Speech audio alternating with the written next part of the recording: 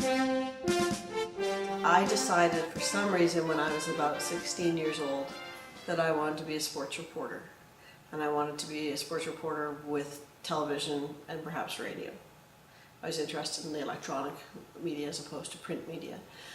At the time when it just kind of came out of my mouth, my family members laughed at me because there were no women in Canada doing the job. And so I don't know why I came up with it, why I said it one day, but then once it came out, it was something I was going to pursue. So I was hired actually for about 5 weeks. Now the games only ran for 10 days and the prep work was 2 weeks. So for 3 weeks I hung around the station and I just saw how they made radio, how they made commercials and put together newscasts and all those sorts of things. And I met the sports guys. And then during the actual 2 weeks of the games, Standard Broadcasting had an office at Edmonton Centre.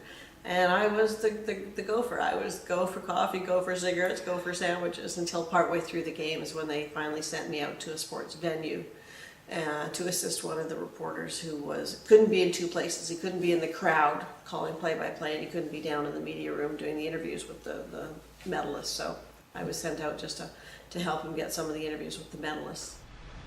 Both prior to the Winter Games and Summer Games of 1988, I produced and directed documentaries all about the Northern Alberta athletes going to these games. And they were approximately 5, 7, 8 minute vignette about each athlete. So that's what those two were about. In 1990, we decided, again with station management, to do a look back at the 10 years. It was the 10 years that the Eskimos and Oilers as pro teams were winning a lot of championships. In fact, in '87, both the Esks and Oilers won their respective cups, and that certainly doesn't happen very often in a major city. So that was the decade of excellence, taking a look back at what was, and it was predominantly the pros, but there were certainly lots of other great moments in sport in that time as well.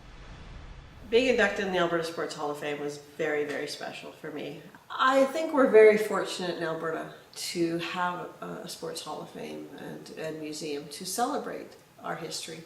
I think that it's a bit of possibly an overused phrase, but you don't know where you're going if you don't know where you've come from, and I think that's important in a lot of areas, and sports is one of them. I mean, I think it's great to know who's been there, who's done what, and oh, that person's from Alberta, that person's from Edmonton or Lethbridge or Fort McMurray, wherever they're from. I mean, it's just nice to know that background, nice to celebrate it, nice to share it.